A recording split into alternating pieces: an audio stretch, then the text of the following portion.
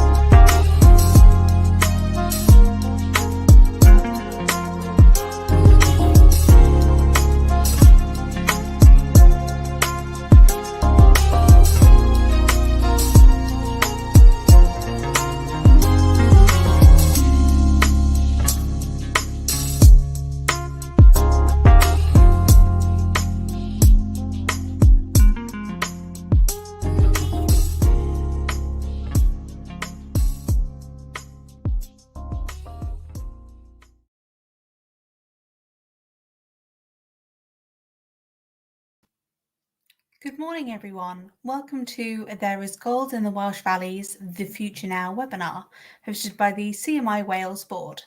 My name is Natasha and I'm Events Coordinator at the CMI, and I'll shortly be handing over to Gary to begin this morning's event. If you have any questions during the webinar, you can ask them using the live chat box to the right of your screen, and we shall answer as many as we can during the Q&A. Today's session is being recorded and will be shared with you later today for those who book to attend. The event recording will also be available on the CMI website and the CMI YouTube channel. Now over to Gary Metcalfe, outgoing chair of the CMI Wales Board. Thank you, Natasha. Good morning and welcome, and a happy St David's Day to our friends here in Wales. Bore da croeso, dydd Gwyl dwi hapus a ti. As Natasha said, I'm Gary Metcalfe. I'm the current chair of the Charter Management Institute in Wales. Just to remind everyone, CMI is the only charter professional body dedicated to promoting the highest standards in management and leadership excellence. In Wales, the board works with businesses, big and small, and our education partners in universities and colleges, as well as other education providers, to raise the professional standard of leadership across Wales. Want to thank you all for joining us on this sunny St David's Day. Our panel have confirmed that the sun is shining on the whole of Wales. This is the first of our series of CMI Cymru Wales events, where you'll have the opportunity to engage with a panel of leading Welsh business experts. We'll discuss the key issues affecting Wales, the challenges post-Brexit, and as the COVID-19 crisis continues, we'll look at the alignment with the government strategy on levelling up and looking at how we can cultivate entrepreneurial spirit and to build back better. We're joined today by Gito Harry, who will be our moderator. He's going to ensure that there's no fighting and that we have a good, clean discussion. Bore da, Gito. Bore da, good morning, a dydd Gwyl dewi hapus I chi gyd. Thanks very much for inviting me to join you today. I'm looking forward to the discussion. It's very timely for so many reasons. Interesting poll about the Western Mail on Wales Online today. Plenty of stuff about a rugby match over the weekend to cheer us up. But also stuff looking ahead to a budget where apparently the context now is that the vaccine program is going sufficiently well that there is a very real prospect of the economic downturn being short. Has seemed that economic recovery will come sooner and faster, that Wales can survive the twin hits of Brexit and the pandemic. So plenty to pick big brains around this table this morning on what is the best way ahead. We are Sant, a man who famously said, "Gwnewch y pethau bychen," do the little things. He could have almost been a member of the CMI, focus on the little things perhaps, and the big things look after themselves. But he was also credited with performing miracles, and we all need Rishi Sunak to perform a miracle this Wednesday if things are to be, as optimistic would suggest in Downing Street. Maybe even Mark Drakeford has had a bit more of a smile on his face recently. So we'll kick off. So my name is Gito Harry. I spent years as a correspondent to the BBC, chief political correspondent, North America business correspondent, among other things. I Prime Minister. I know a little bit about Welsh politics and business, but I'm here essentially to introduce our panel and to make sure that I try and bring out the best in them. And I'm going to get them to introduce themselves, and we'll kick off maybe with you, Richard. Thank you very much. Happy St. David's Day, everybody. I'm Richard Selby. I am the newly appointed chair of the Institute of Directors in Wales. And in addition to that role, I run a company called ProSteel Engineering, which was founded in 2012 and has gone through the periods of growth from being a micro business into being a medium-sized enterprise. So I'm looking forward to an enjoyable discussion today. And next to Richard. Sorry, yes, to Ian. Good morning, everybody. Dydd Gwl Dewi Hapus I chi gyd. I'm Ian Price. I'm director of CBI Wales. I've been at the CBI for 15 years. I've been director for the last 5. I also chair the Wales Apprenticeship Advisory Board on behalf of Welsh Government. And previous to being at the CBI, I was in recruitment for around 20 years. Thank you. So we've got Ian and Richard. We'll go for Louisa next. Hi, everybody. Happy St. David's Day. My name is Louisa Huxtable-Thomas, and I am the Director of Enterprise and Innovation at the School of Management in Swansea University, as well as being a lecturer in leadership and entrepreneurship. Thank you. And finally, last but not least, Kath. Good morning, everybody. Happy St. David's Day. I'm here in the beautiful Cardigan today, where the weather really is shining very brightly. I'm the UK Director for Marketing and HR for Pizza Hut Restaurants. And we have a business that spans 3 nations, Scotland, England, and also Wales. So, of course, been an interesting year for us this year. I also run a small business in Cardigan with my husband, an art gallery here, a self-catering business, and I'm a non-exec of Bluestone National Parks Resorts. And I get involved with lots of small entrepreneurs down in this part of the world. So, yeah, it's been a fascinating time for us during the last year. I'm also delighted to be the incoming chair of the CMI Wales. So Gary and I are working very closely today. Thank you. Fantastic. Well, I envy you there in West Wales. I would love to be in West Wales in an art gallery at the moment, and I'll be there as soon as I can when we are allowed to travel. But Kath, for so many reasons, I think we'll start with you, not least because you're taking over as chair, but also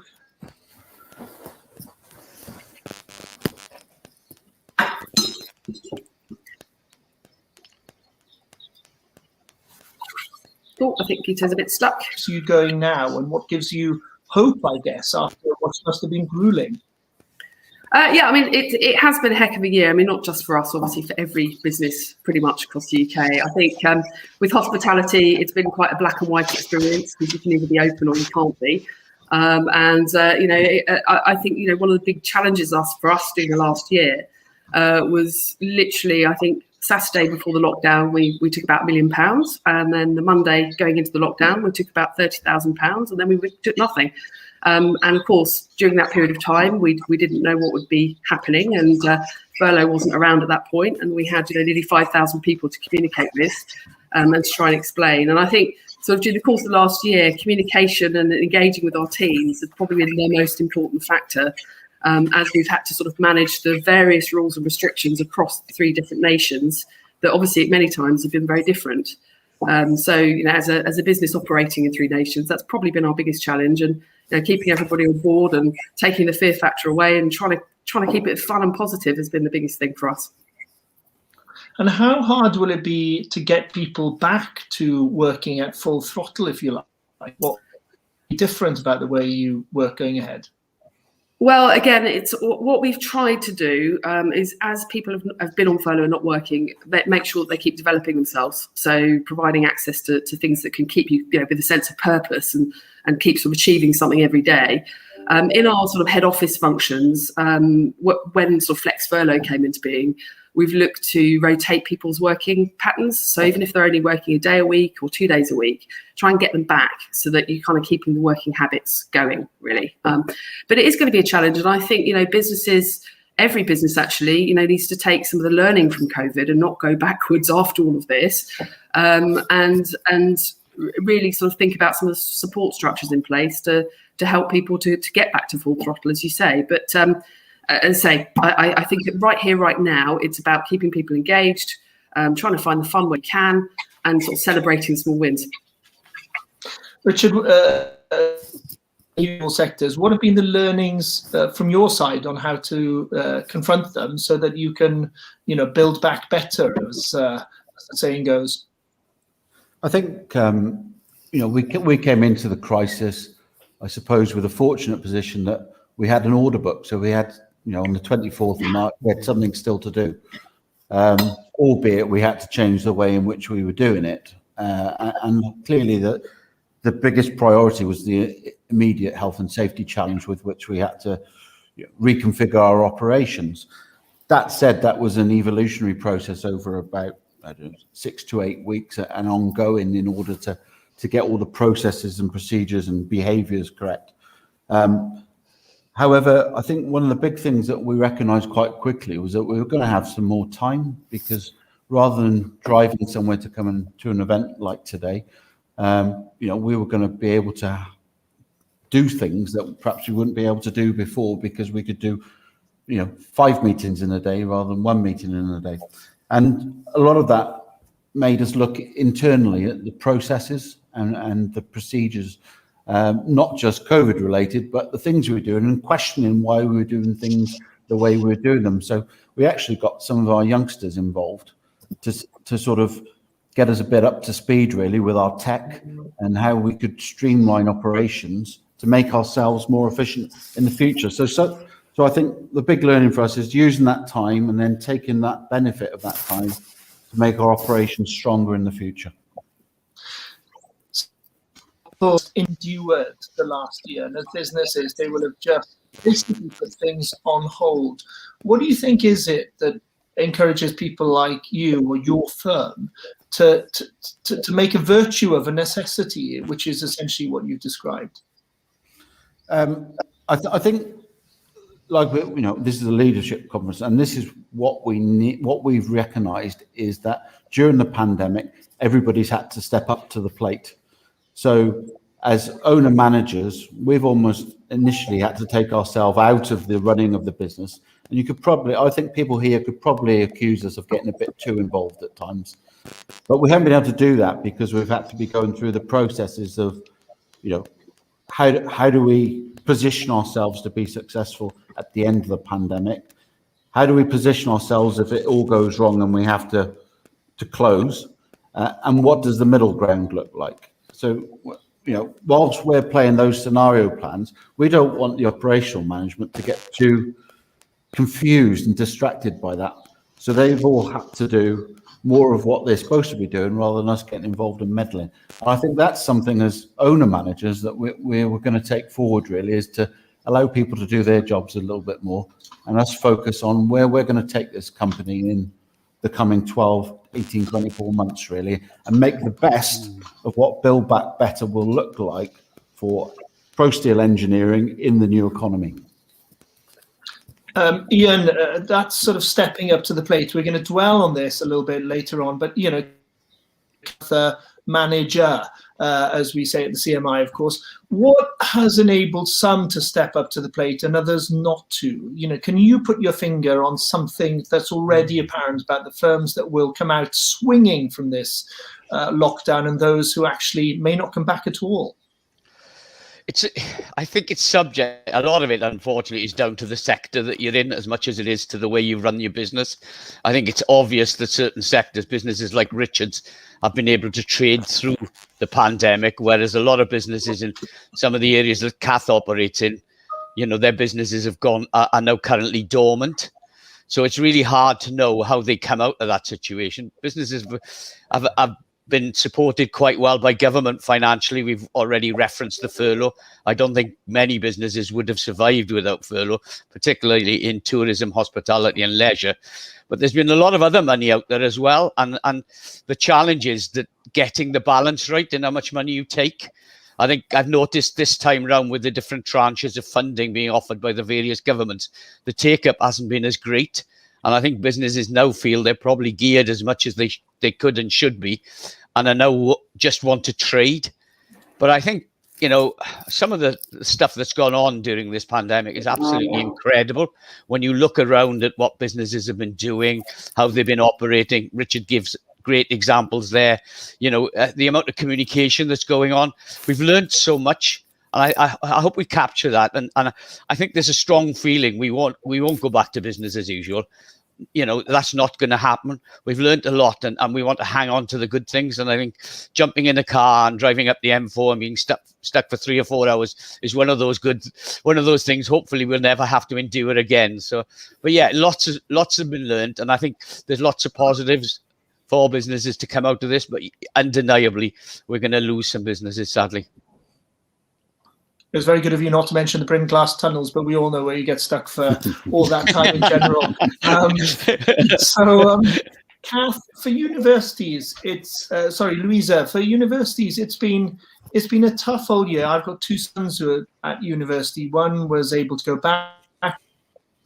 The amount of teaching that they've had, you know, face-to-face has been virtually non-existent, and actually quality of education overall has been quite questionable. But on the other end of the spectrum, the virtue of universities working with manufacturing, working with government on something like the vaccine program, potential more clearly than at any other time, any other sort of example I can think of in history of how good close cooperation can succeed.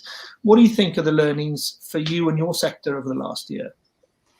Well, it's an interesting point. I'm going to cover both of those actually, Gito. So the first one was about virtual learning and the differences in quality of education. So at Swansea, we've moved to virtual from pretty much the 24th of March last year. So the 17th of March was my last day in the office. 24th of March, we were 100% virtual learning, and we moved at lightning speed. And I know, like I've spoken to Ian, I've spoken to Gary about the speed that all industry had to move. But for a university, it's 4,000 staff, 24,000 students, including all the part-times, overnight moved to digital. And so, you know, we were concerned about the teething problems, how quickly that would happen. And what happened was really interesting. We actually saw better student marks and a higher level of engagement with certainly their assignments and the standard of their assignments than you would have imagined, partly because I think they weren't out socializing, but also because we were seeing students suddenly realize, what on earth am I going to do? If the employment situation was difficult when I started university, for those third years, they were suddenly saying, we have to differentiate ourselves. And they were doing work over the summer. I was working with students right the way through, literally 365 days of the year, saying, what can I do? Can I get this job? Should I do this master's? How can I engage internationally? Where could I be? And the virtual movement also meant that we were seeing much more interest in international partnerships because we weren't having to travel. So a British Council partnership that I've been working with Colombia, where we'd intended to go over to Bogota in April, suddenly had to move entirely online. And that relationship became stronger, was more useful, I think, for them and for us because of it. So that was the first part. And then the second, in terms of how the universities have suddenly made themselves certainly appear more relevant over and above education. I think that's always been there, that relevance, that, you know, in Wales, the university sector has been an anchor employer, an anchor institution in our major cities, both in the north and in the south. And the visibility of it was suddenly much more there. It was much more apparent what we had been doing, that you don't suddenly go from working with nobody to working with the manufacturing sector, that we'd been doing it. Well, the universities in Wales were set up to do exactly that by the engineering organisations.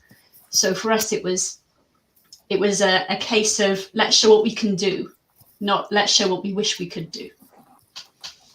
But coming out of all this, there's an urgent need, is there not, to get back to very, very physical teaching in the presence of students, because even if they've engaged, and part of that, as you suggest, is through fear that they need to perform better, it's been a miserable experience. And going to university is as much about developing your character as it is about handing in your essays, is it not? Oh, I'm going to go half and half on that one. I mean, you've got a family experience and you will know that being stuck in your room, being stuck with your family is not what you signed up to go to for university. But actually, we're seeing this generation coming through are much more expecting to have to live at home to study because of the cost. And what we're also seeing is employers are now expecting, and what Ian just said was really interesting, they're expecting, and same as Richard, that there'll be more meetings online, more virtual interactions, and actually that you need the both. So for people entering the workplace, what the students have told us is actually we really want to have those water cooler conversations because that's where we learn how to behave. And so I think there's a responsibility both from the university point of view. We want to get back to doing things in person. It's actually much easier for us. But at the same time, we recognise that we have a responsibility to continue this teaching in the virtual space so that we can teach about the virtual space. You know, increasingly the digital manager is one that we're going to have to promote because that's now what the workplace is going to look like for the future. Gary, what are your learnings from a tough year in terms of leadership? What are the learnings for leaders about what to do, what not to do, reflections maybe on what maybe should have been done differently? That's a good point. What should have been done differently, taking that piece first, the businesses that the rest of the panel have mentioned that have succeeded are the ones that have engaged, the ones that have communicated with staff, the ones where leaders, be they the owner, director, or the team leader or the supervisor, have kept staff informed as to what's going on. And then there needs to be more of that, and that needs to continue. I think other learnings, I've seen lots of businesses moving across to focusing very much on the well-being of their staff. We talk about the requirement under legislation of the Health and Safety Act to look after physical well-being in the workplace, but that includes mental well-being as well. Starting a conversation by asking, how are you, rather than going straight into the business speak, is something that to some leaders is quite natural. A lot of businesses are focused on that during the 3 lockdowns that we've had so far, and that's keeping people, the staff, engaged, keeping them going. Going forward, I think there's going to be more digital contact, meetings digitally, online. Stop using the telephone. Actually look at the whites of people's eyes so you can see whether or not there's any problems, making sure they're still engaged. But also, a lot of the third sector businesses that I work with as a leadership coach and mentor, that are split across the north-south divide of Wales, seem to be working better because they're not having to travel. They're not having to go via the motorway network in England to get from South to North Wales. They're not having to spend 4 hours on a train to get to North Wales or back down to South Wales. Using the online approach, leaders are able to speak to their staff in their satellite offices, and everybody's getting the same message at the same time. Though that communication, I think, and that level of engagement has to continue going forward. The pandemic, we hope, will come to an end once we've had the mass vaccine. Sadly, it looks as if the Brazilian mutants have arrived in the UK, so we're going to have to deal with that.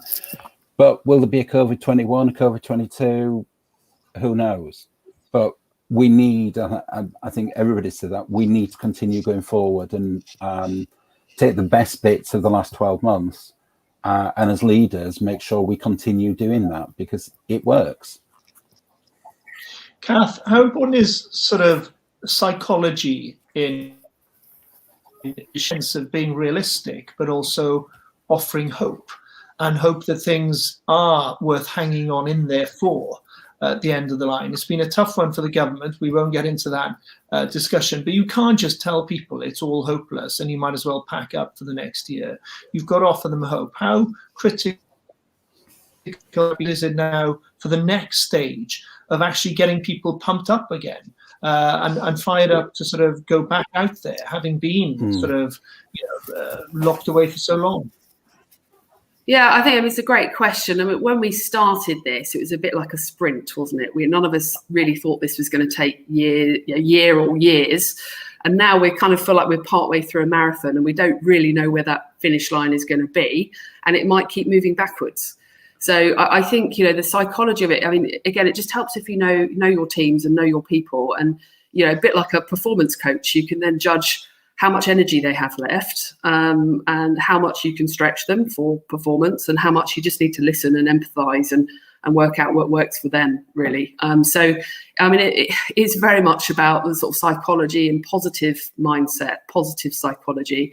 And I think sort of giving people goals and targets that are achievable in little small progressive steps. You said at the beginning of this, St. David's final sermon about little things. It doesn't have to be big, huge things. Small, positive, incrementally constructive achievements really, make a difference. And sort of thinking back again over the last year and the next year in our business, we're an employer provider, so we actually deliver our own apprenticeship programs in-house. We offer sort of entry-level, level 2, right the way up to level 7s in partnership with Manchester Met University. And we've been absolutely celebrating every single time a student has graduated this year. And it's been these sorts of, moments where you can just go, fantastic, and clap people, as we have done with the NHS and so forth. So it's finding those little positive moments of joy that you can celebrate. And it just helps to energize you to kind of keep going. But yeah, I mean, I think leadership in business, literally for the next year onwards, is all going to be about being energy managers and really helping people just to find it within themselves, just to kind of keep going and achieving as they go. So if people aren't working, worried that some people, Ian, maybe, are you worried that some people have got so used to the new normal that now the cell door will be opened and the prisoner, a bit like Shawshank Redemption, will just say, I don't want to leave, and that actually getting people to go out blinking into the sunlight, not quite literally, but not exactly as they were before. We've looked at that, but some of the things that need more energy, more application, getting back out there, doing the commute, crossing town, actually for some people working at all, having been on furlough, that could be really hard, couldn't it, for some industries? Yeah, I mean, I think it will be hard for some individuals, but again, this is where leaders, we've got to treat people as individuals and work with them to get the best productivity from them. So and some people in my team, for example, they're longing to get back into the office 5 days a week. That's what they want to do.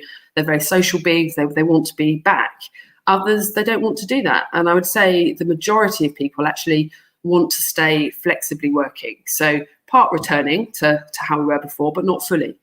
So we actually did a survey in our business, and I think it was over 80% of people said that they would want to continue to work from home a couple of days a week. So I think we have to make that flex work. And I think, one of the things I've seen again is that it's almost been the rise of the introvert during the course of the last year, because actually being on a digital platform like this, you don't have some of the social pressures that you do if you're going into a physical meeting in an office space. Some of the politics are removed. It's actually a very democratic way of working. And I think that's brilliant. And I've seen people flourish during the course of the last year. So I don't think there's a single solution here. I think, in your business, you just have to work out by person almost what the right path is back. But as we said before, I don't think it's going to be where we were this time last year, or a little bit earlier this time last year. Okay, I think there's a slight glitch in my internet here, but if you can hear me, for Ian next. For those businesses where people have been on furlough and literally haven't been working, what's your advice to sort of motivate them to get going again and get back to the idea of working at all? It's interesting, going back to some of the points that have been raised already. We've had numerous discussions about the return to work and remote working and hybrid working, and I've heard it described in lots of different ways. And the last conversation I had with members, I had a conversation last week with a group of members, and they were almost all unanimous in the view that they felt that nobody would continue to work solely from home. The view was it was always going to be a mix, because they didn't feel it was healthy for people to be spending 5 days a week at home on top of the time they're spending there already. It's interesting to see what businesses have been doing, particularly with staff that have been furloughed, to keep the communication chains going. There's been some really innovative stuff and clever stuff going on around sort of well-being days. And I saw some comments last week in the press about well-being days and how they should remain once we're back in the new norm. And I think there were really positive initiatives. I was asked to join a barbershop quartet training session last week, which they'd obviously never heard me sing, or they wouldn't have asked me. But there's lots of things going on, at the moment where people are trying to retain that communication. And again, going back to a point which I put in the chat, was I feel this is a generational discussion. I think you talk to most young people, they're absolutely desperate to get back to work. And I don't think we need to worry about there's going to be a small number of people that are going to be damaged, unfortunately, by what we've gone through over the last 11 or 12 months. And, there is going to be a mental health issue out there for us all to consider and deal with. But in truth, I think the majority of people are absolutely chomping at the bit to get back to work. So it's how we manage that is the important thing. So I think, I agree with Kath. There's lots and lots of people that will be hitting the ground running on day one. They just want to get back doing what they were doing prior to the pandemic. So I think it's managing that is going to be the biggest challenge, rather than worrying about whether they want to come back or not, I think. Rick, a lot of your staff have worked right through, as you were saying. Some, no doubt, if not in your company, in your sector, will have been furloughed. It's a bit of a challenge to bring back some people who haven't been able to work and may resent the fact that they haven't been able to work, with people who have been forced to work, may didn't have, a nice time off on 80% of their pay. Is there going to be a mismatch there in amongst the employees that will be a challenge going forwards? And if so, how do you overcome it? Yeah, well, we've been really fortunate that we haven't had to furlough anybody here. But talking to peers within the industry, it has been almost like a redundancy environment in terms of staff thinking that why is it me and not them that's getting the furlough? And whilst, we had a nice bit of weather last year and some people took the time and used it, I think genuinely now we're at that point where people want to get back on. And I think staff are, in companies are bought into the fact that we need to move forward. And the teams need to be reinvigorated. So, I think there is a feeling, certainly that I'm getting, that we're all in it together, and we've got to pull together to get through this, really. And the sooner we can get everybody back into work, and the 170,000 people in Wales off furlough, and the better, really. So, Louisa, you dwelt a little bit on the advantage of the world in a way getting smaller when it becomes. What is your advice now to those in a position in Wales to exploit that? Of instead of being at the end of the M4 or the A5 in North Wales, instead of being the end of the line, instead of being remote and bad broadband, that's a different issue, but the end of the line, for the Wales now to actually do better in a world where those things matter less. And in a world perhaps where lifestyle and a balance between work and living is more important, that people, one banker friend of mine is well used to being in Pembrokeshire instead of Canary Wharf to go back. And she's been as successful banking in Pembrokeshire as she was in the East End of London. What are the advantages for Wales and how should we exploit them, dare I say? So yeah, what you're talking about there in part is the perceived geographic remoteness of Wales, and there's been a move very much.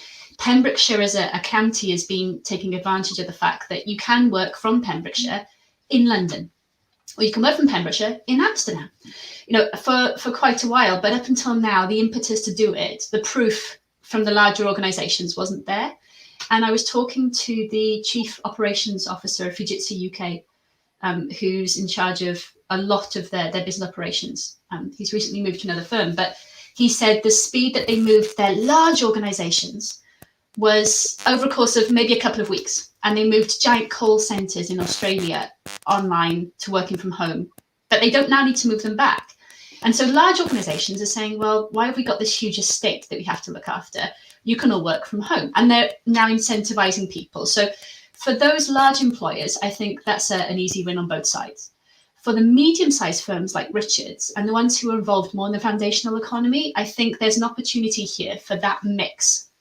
And we've seen, so I live in mid Wales, and I have friends here who are working from home full-time as sort of a pilot with some of these smaller and medium-sized firms to see whether or not it would work. And the ones who did it before COVID are still doing okay.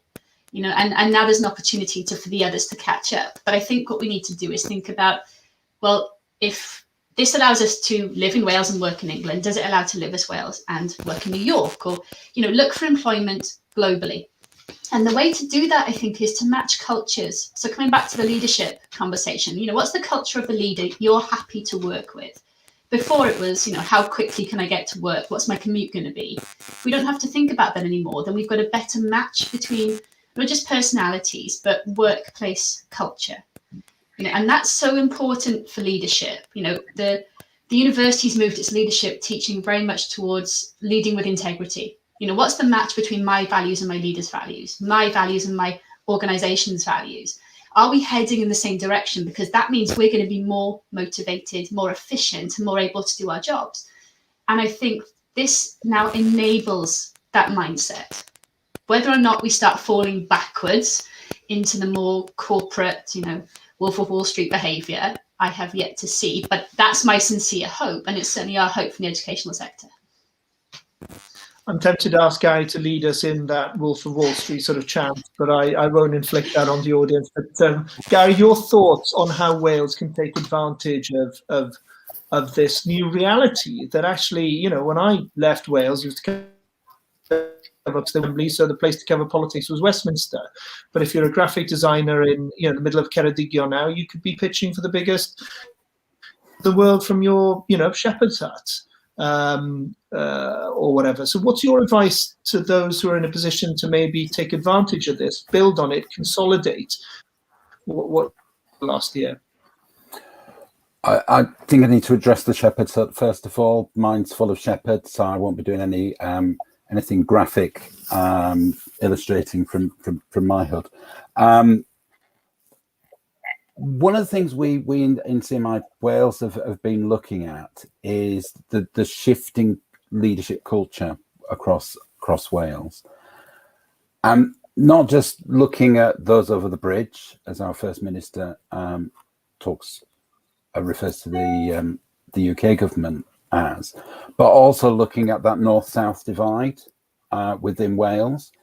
As a coach, I've been able to do more coaching with businesses up in North Wales by virtue of the Zoom link, Teams, other video conferencing is available, which I wouldn't normally do because it would normally be in the business using online communication as actually enhanced how I work, but it's also ensured that companies in the north and companies in the south can actually talk to each other, start working in partnership with each other. The North Wales Economic Ambition Board have signed a number of deals that in recent months, during lockdown, during the pandemic, which is going to enable businesses in the north to actually compete with the similar businesses in the south where the money tended or appeared to be kept. That's something that pre-pandemic we didn't think could happen. 12 months ago, I can remember being with a couple of colleagues at Wrexham Glyndŵr University doing a similar panel discussion around Management 4.0, the introduction of AI and automation into business. the pandemic forced that into the agenda, and rather than us talking about it, we've made it happen. We've embraced technology, we've embraced automation, we've embraced this virtual ecosystems where we don't need to be in the same place to work. So going forward, I think we're looking at businesses in Wales being able to compete on a level playing field, businesses in Wales being able to compete with the rest of the UK and with Europe on a relatively level playing field as a result of the digital transformation that we've seen because of COVID. The other key thing to mention. Go on, Geeta. Sorry.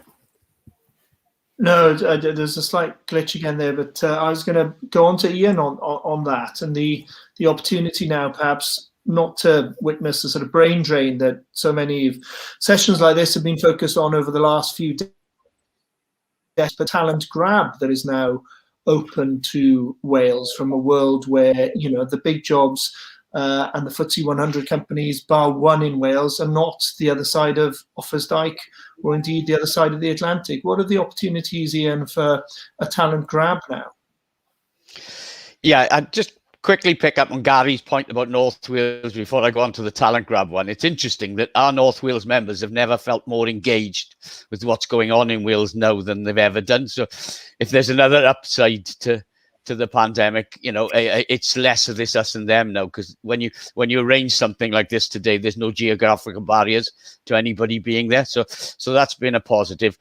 Going back to your point, interestingly, I spoke to one of our few very large members who now was having to bat away approaches from businesses based in Canary Wharf who are trying now to poach their staff because, as a consequence of where you are, is no longer a barrier.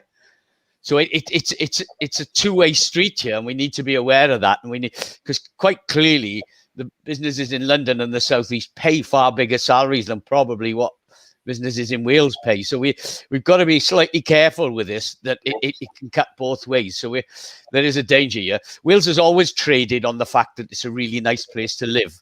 So as a consequence, if you can find an opportunity in Wales, you can take advantage of it. I hate to call it lifestyle because it's wrong, because some of the best jobs out there are, you can be based, as you say, in Pembrokeshire or in, up north, on the Llŷn Peninsula or somewhere like that, and still be based with a business in London. And we need to cultivate that, but we need to be aware there's a challenge there as well, because it can cut both ways as well. So these people are sitting there so they can be attracted by businesses elsewhere, so we can lose people as well. So it is a challenge. I think Wales is a great place, as the weather shows today, to be based. And this weekend it must have been a lot more fun walking around Wales than it was around the crowded parks of London and the southeast of England, where there was very little space. And we need to build on that, but we need to avoid this sort of idea that Wales is sort of a lifestyle choice rather than a career choice. You can have a really good career and be based in Wales. It's not a case of either or, and I think we need to keep playing that out. And I don't think we do sometimes. We just show nice pictures of Wales and say, come here to live, rather than come here to work. So Ian, can I just pick up on that point about salaries? Because I think probably one thing that we'll see change during the course of the next couple of years is actually big businesses that have a representation all across the UK, in fact, Europe and the world. I think we'll see a levelling out of salaries, because why would you pay more? Why would you pay a London differential or a city differential if actually you don't have to? So I think you're right. There might be a short-term challenge, but I think longer term, I think commercial rules will come to play, and I think actually there will be very much a levelling, irrespective of geography. Yeah, I think it's an opportunity to level up, definitely. But I think the challenge is that we've seen the demise of the city many times before, and it hasn't quite happened. So we need to be aware that might not happen either. But it's something to be acutely aware of. But we've never quite had to endure what we've had to endure over the last 11 or 12 months either. So people's thinking might change enormously as a consequence of that. Sorry. So we've got about 15 minutes left. I'm grateful for all the comments that have been coming in. I can see them on the side of my screen here. Some very interesting thoughts from some of you. But if you've got questions, put the question there and maybe target it at one or two of the speakers specifically, so that we don't just have 2 or 3 questions going round the block. So throw questions now, but one from me, Kath, while we wait, to you. One of the things, we've talked about the culture and the nature of leadership being more important than geography. Is the culture of Wales genuinely embracing of entrepreneurialism, wealth creation? Do we celebrate that? Or still a little hostility perhaps to the idea of people making money and companies thriving? It is telling that years after Carwyn Jones as First Minister set a higher target, we still only have one company in the FTSE 100 in Wales. Maybe coincidence, it may say about being sufficiently ambitious perhaps, or indeed comfortable with wealth creation. Yeah, so it's again a really interesting comment. I mean, I've lived in furthest West Wales for about the last 10 years now, and I've been just blown away by the talent here. There's so much entrepreneurial talent, and finding that first step, finding the capital to kind of get things going has been one of the biggest challenges. There is a sort of tendency around the sort of tall poppy syndrome. So if people are successful, other people will look and say, well why? I'm not sure if that's Welsh specific though. I think that's just human nature. And I think, again, maybe structurally there is more we can do just to celebrate those successes where people have done really well. But I think there's a massive opportunity for Wales in the next few years because the talent is here. And I say if we can find ways of getting access to capital, I think there could be lots more development. And particularly in my industry, obviously, I mean, Wales is the opportunity for hospitality and leisure across Wales is nothing but growing. So, I think and hope that this period of time has been a blip from which we all learn lots, and then actually there's going to be a massive growth opportunity over the next few years for individuals and companies. In respect to larger companies, again, I think the whole of COVID it sort of makes you rethink, and you don't want to think like a big company. You want to think like a small company. So I think we'll see quite a lot of structural change within big organisations over the next few years. So David himself would be very pleased with that paraphrasing of his advice. Think as a small company. I suppose would be the sort of version of that. A question here from Edwin Ward: why invest in Wales? That's like asking for the elevator pitch. So let's make it blatantly an elevator pitch. And let's start maybe with you, Gary. What is the elevator pitch for investing in Wales? Helps if I take myself off mute. Invest in Wales. We've got the people. We've got the systems. We've got the processes. We've got the will to succeed. We've seen a lot of challenges, and over the last 12 months, we've seen businesses thrive. The Welsh people, like their rugby team, are up for the game. They want to succeed. They want to make a difference. 12 months ago, I would say it's cheaper in Wales because of the lack of levelling up. But as we've seen, we can dictate as to how much we're going to charge for our services. We can do it in Wales. Let's ask you next, Louisa. Why invest in Wales? What's your elevator pitch? Oh, it's not going to be very original compared to Gary's, but it is the point about we're willing to roll our sleeves up. So we don't have the attitude of some of the bigger cities in that it's all about the individual trying to get their way to the top. It's a team approach. It's very much we really are better together. And some of that, what you were saying about the tallest poppy, something that sometimes holds us back, that perceived lack of ambition or bringing people down, say, well, why are they better? If we all come to the surface together, that's where we do best. And so if you want a team approach, if you want people who are really going to work together for your benefit, then come to Wales. Richard, what's yours? I think as a nation of SMEs, we're pretty agile and we can reconfigure pretty quickly in the face of the pandemic. And I just think, to Louisa's comment, the potential in collaboration is huge. If we just can go through the process of being open-minded enough to work with each other. I think, back to your previous comments about wealth creation, it almost feels a bit dirty earning money, and being successful at making profit. But there's no way we can share that wealth until we make it in the first place. So I think we have to be bold with our ambition, be bold with our vision. And I think as Team Wales, we can certainly deliver a prosperous economy. That's a pretty good one there. Specific question here from Neil Reynolds for you, Ian, about apprenticeships. They're very important, says Neil, familiar to people on this call. Does government need to do anything to make this happen? What do you make of that? I think it's obvious that we approach apprenticeships in a different way in Wales to that in England. We haven't got the voucher system, and I think the way we fund them is slightly different as well. The funding goes direct to the providers, and then they provide the necessary training. I think there's another fund of money been released recently, another £40 million with respect to apprenticeships. I think in funding terms, I think the Welsh Government is fairly generous in how it funds apprenticeships. I'm not necessarily sure that the approach is correct, and it can be a bit clunky, and it can be a bit slow. And I think maybe that system needs to be looked at. I think the challenge is that there are lots of processes in this, and I think it tends to be a process-driven process, if that makes sense.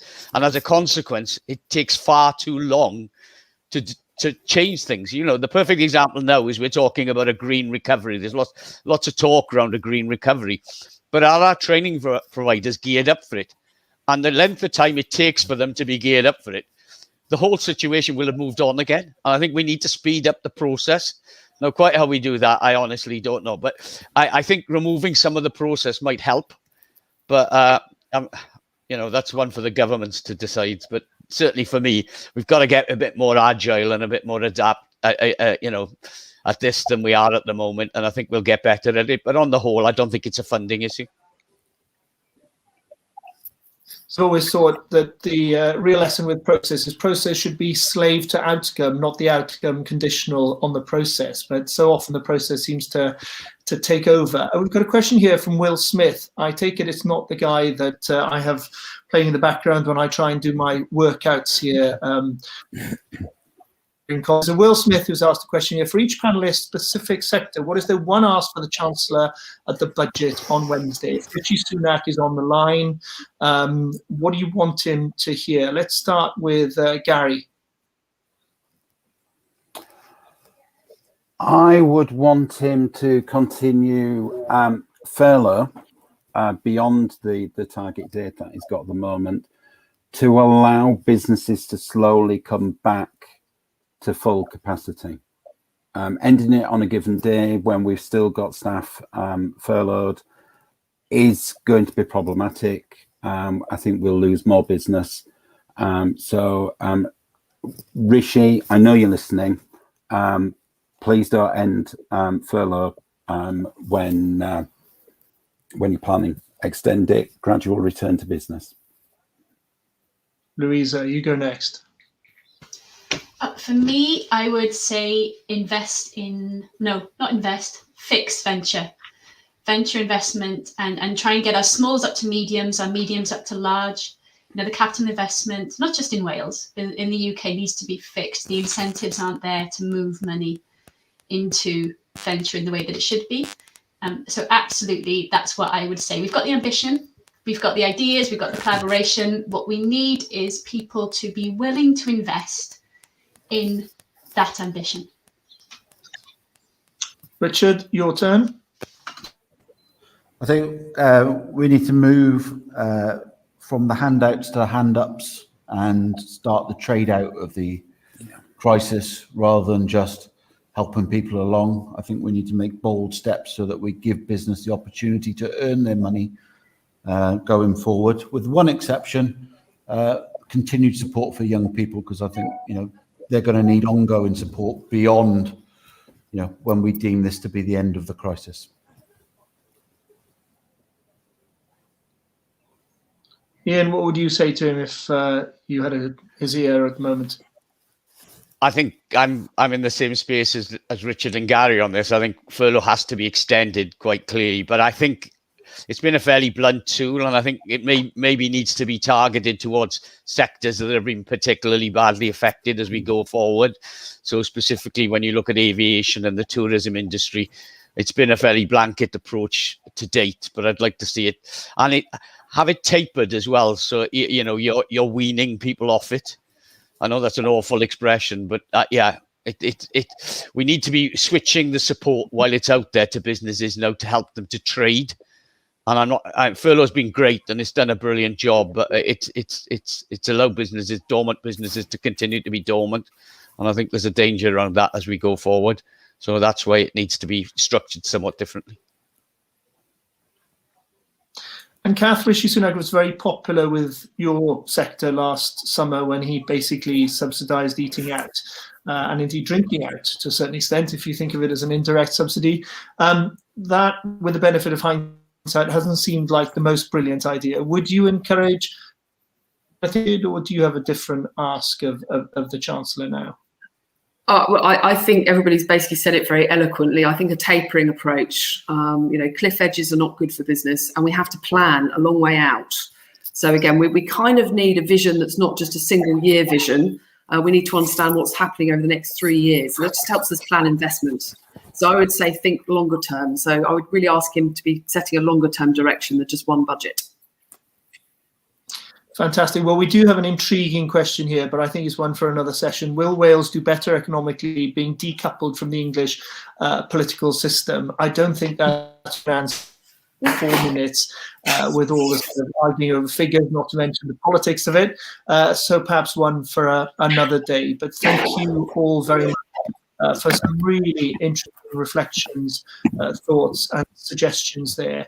I think at this point I hand over to you, Kath, to sort of sum up what we give us a little hint of what you see ahead for this organisation. Diolch yn fawr iawn. I think it's a very exciting time for Wales, as we've talked about, and at the CMI we really want to sort of harness the energy behind getting leaders to really help our businesses to get back on their feet over the next few years, and you know, maximise the opportunities that we have in Wales, all the things that we've been talking through. So, you know, I'm delighted to be taking on the chair role of the Chartered Management Institute in Wales, and I will be knocking on a few people's doors, and including Ian, regarding apprenticeships and higher level apprenticeships opportunities in Wales and all sorts of different subject matters. But you know, anybody watching this that's interested in maybe becoming a better leader themselves, please do visit the CMI. There's loads of materials there that can help. And loads of resources available. And I think it's the onus is on all of us really to keep learning and to keep developing ourselves every day, whoever we are and whatever we do in life. So, you know, to take all the opportunities that have now come our way with the rise of digital, as we've talked about today. So really, I just want to say thank you very much to our panel for taking the time to join us today and open up this conversation. We are going to be running a series of these throughout the year. And also other webcasts and sessions as well. So really just thank you very much, Guito, for leading us through today and keeping us all on track. And thank you to Richard, Louisa, Ian and Gary. And also thank you to Natasha for managing today's webcast for us. So thank you, everybody. And I look forward to meeting you soon, in flesh, hopefully. Thank you. So that's it for this morning's session. Thank you to everyone who joined us, and thank you all for your insights and expertise. If you're a member of CMI, you can log into Management Direct using the link in the live chat, and you can find a wide range of exclusive and practical development resources and much more. And if you're not yet a member, you can join our community via the link that's also in the live chat to gain full access to our Management Direct portal. So thank you again for joining us, and enjoy the rest of your day.